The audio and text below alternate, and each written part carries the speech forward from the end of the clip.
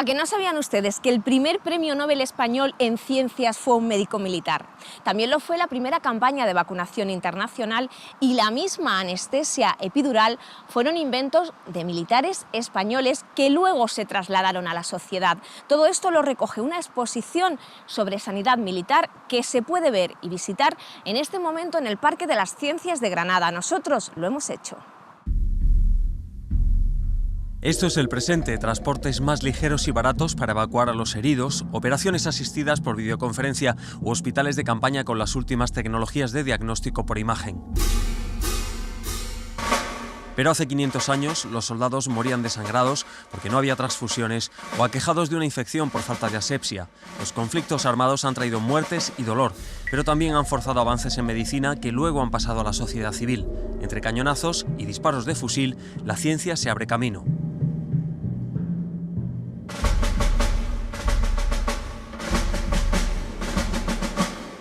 Con los Reyes Católicos nace el primer ejército estable que introduce por primera vez a facultativos en sus filas. Surgen los colegios de cirugía, germen de las facultades de medicina, y la figura del barbero cirujano comienza a ser sustituida por la del médico cirujano. Antes no tenían una formación reglada, se entrenaban y se preparaban con otros cirujanos y era muy diversa la formación que tenía. Había desde gente que tenía más o menos conocimiento al que era un sacamuelas y no tenía ninguno. Entonces lo que hace la Fuerza Armada es reglar esa formación. El padre de la anatomía moderna, Andrés Vesalio, sirve como médico en los ejércitos de Carlos V, profundizando en el conocimiento científico del cuerpo humano. Se empiezan a desinfectar las heridas con alcohol, precisamente en los tercios españoles. No sé, sería empírico, notarían que cuando caía aguardiente o alcohol las heridas se infectaban menos. Entonces ya inventaron un alcohol que no llevaba el resto de productos que lleva el aguardiente para que sea bebible. Quitaron todo eso y empleaban el alcohol, que le llamaban alcohol limpio, y lo usaban para desinfectar las heridas de manera empírica. Ya en la época de la Ilustración, en 1803, es la sanidad militar española la que impulsa la expedición filantrópica de la vacuna de la viruela.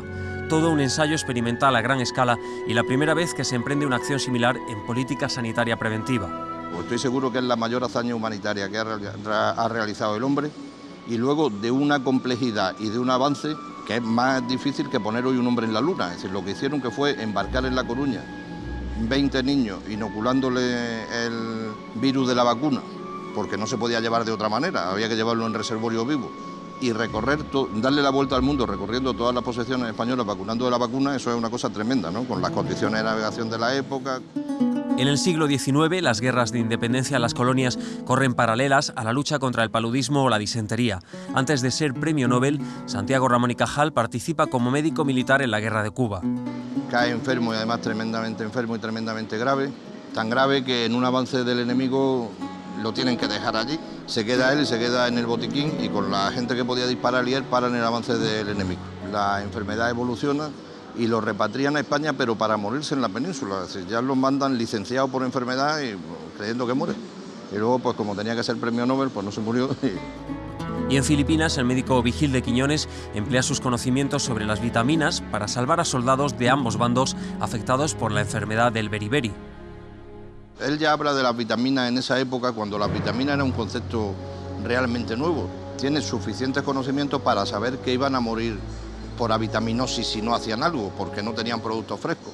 Entonces salen, consiguen productos frescos, plantan dentro de la posición calabaza y hacen que comiendo productos frescos no mueran de avitaminosis.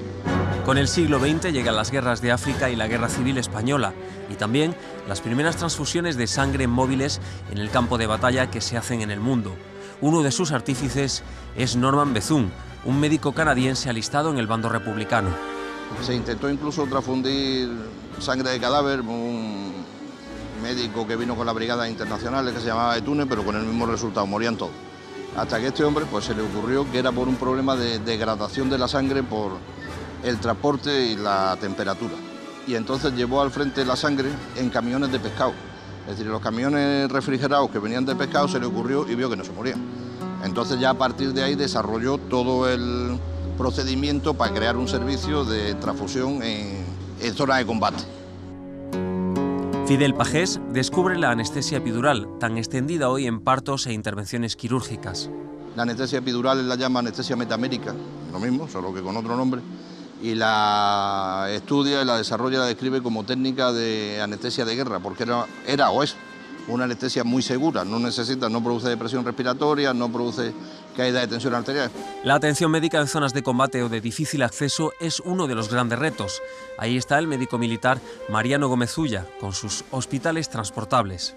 Diseña un hospital que se movía sobre mulo, que se lo llama hospital de campaña, que se emplea en toda la guerra de África, incluso en la guerra civil española. Es un hombre muy habilidoso quirúrgicamente y una de las características de la cirugía militar es que tiene que ser muy rápida, es decir, hay que dominar mucho la técnica porque son gente gravemente heridos y con poco tiempo para atenderlo.